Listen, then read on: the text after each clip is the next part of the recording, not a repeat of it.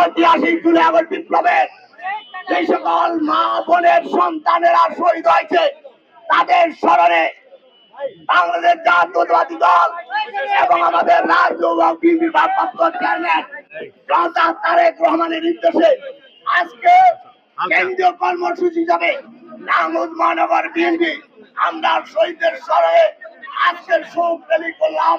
আমরা শোক র্যালি সব সময় আমরা চাষারা ভিআইপি উকিল পাড়া হয় মন্ডল পাড়া যায়। আজকে এখানে অন্যান্য রাজনৈতিক দল রাজনৈতিক প্রোগ্রাম থাকার কারণে আমরা নাঙ্গল শহর আইন শৃঙ্খলা রক্ষার্থে আমরা আজকে শহীদদের স্মরণে এই শোক র্যালি আমরা মেট্রো হলের কালীবাজারে এসে নারায়ণগঞ্জ কলেজের সামনে আমরা শেষ করলাম। আপনাদের কাছে আহ্বান বিএনপির বিরুদ্ধে, খালেদা জিয়ার বিরুদ্ধে, তারেক রহমানের বিরুদ্ধে, নারায়ণগঞ্জ মহানগরের বিরুদ্ধে যে সকল ষড়যন্ত্র চলছে সেই ষড়যন্ত্রকে মোকাবেলা করার জন্য আপনারা সবাই প্রস্তুত থাকবেন। এখনো আমাদের আন্দোলন সংগ্রাম শেষ হয় নাই। অবশেষে সকল শহীদদের কামনা করে আমি আমার বক্তব্য শেষ করছি।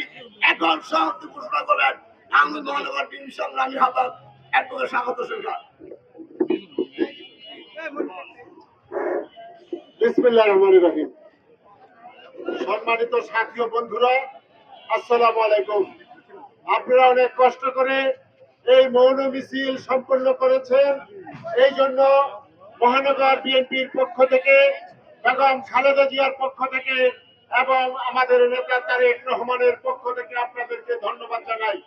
আপনাদেরকে একটা কথাই বলতে চাই যে শহীদ যারা হয়েছেন জুলাই বিপ্লবে সেই শহীদদের মধ্যে 422 জন বিএনপির নেতা কর্মী এবং হাজার হাজার বিএনপি নেতা কর্মী আহত হয়েছে, পঙ্গু হয়ে এখনো তারা চিকিৎসাধীন আছে। এই অবস্থায় আমরা বলতে চাই অনেকে এই জুলাই বিপ্লবে নিজেদের ফসল হিসাবে আজকে তারা নিজেদেরকে দাবি করতে চায়।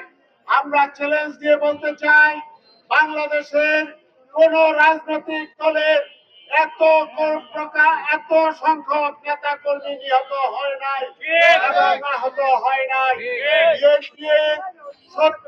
এই আন্দোলনের 70% অবদান ছিল বিএনপি। আজকে এই সুন্দর একটি অনুষ্ঠান করেছেন এবং একটা কথা বলতে চাই, আজকে ইসলামী ঐক্যজোট, জামাতে ইসলামী এবং এনসিপি আপনারা আন্দোলনে ইসলামী শাসনতন্ত্র আন্দোলন আপনারা ওই জুলাই বিপ্লবে আমাদের সহশক্তি হিসেবে কাজ করেছেন। আজকে আমাদের মধ্যে বিভক্তির কারণে ওই গোপালগঞ্জে যে দুর্ঘটনা ঘটেছে, ওই ফ্যাসিস্টরা ওখানে চোখ রাঙানি দিয়েছে, সেটা আমাদের অনৈক্যের ফল। আসুন আজকে আমরা সবাই এই শপথ গ্রহণ করে যারা আমরা বিপ্লব করেছি সবাই ঐক্যবদ্ধ থেকে ওই ফ্যাসিস্টদের চোখ রাঙানি বন্ধ করব।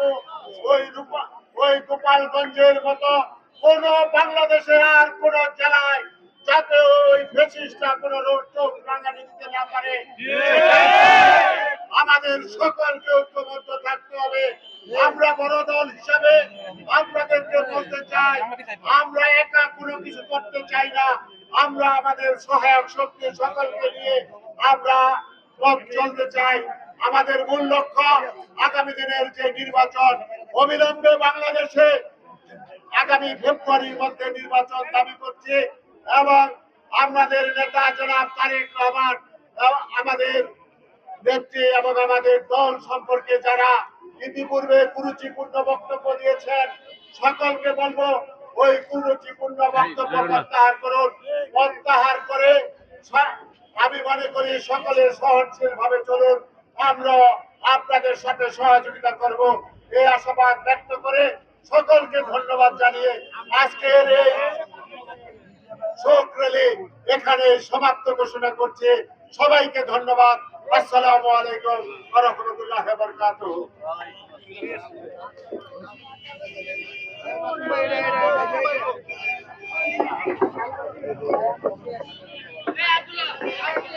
Hey,